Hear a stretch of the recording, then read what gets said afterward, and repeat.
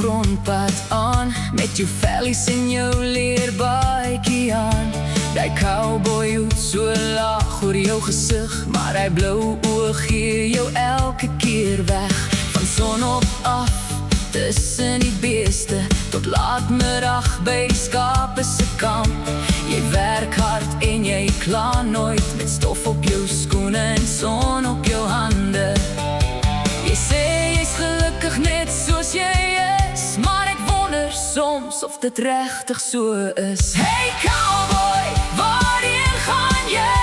Hoekom ry jy altyd so alleen? Met daai skelm lag en daai blou oë, laat jy harte sommer wegsmelt om jou heen. Hey cowboy, vat het rustig, kom sit bietjie langs my vanaand. Want tussen die son en die stofpad is jy die mooiste man op hierdie land.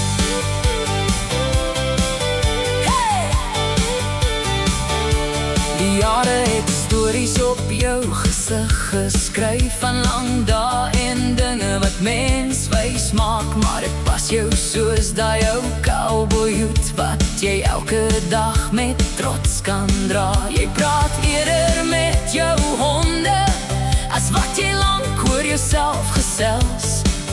Maar daar's iets in jou manier van wees wat my laat glimlag sonder rede. Hey cowboy, waarheen gaan jy? Hoekom ry jy altyd so alleen? Met daai skelm lag en daai blou oë, laat jy harte sommer wegsmelt om jou heen. Hey cowboy, vat het rustig, kom sit bietjie langs my vanaand.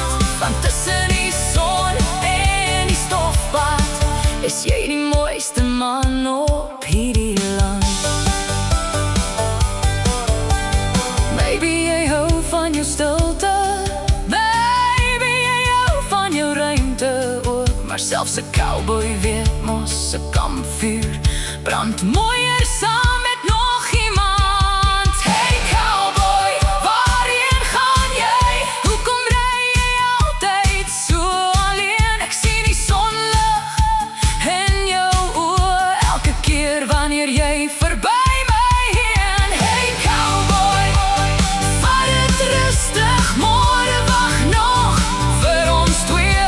En dalk tussen die veld en die vlaktes lê daar 'n storie vir jou.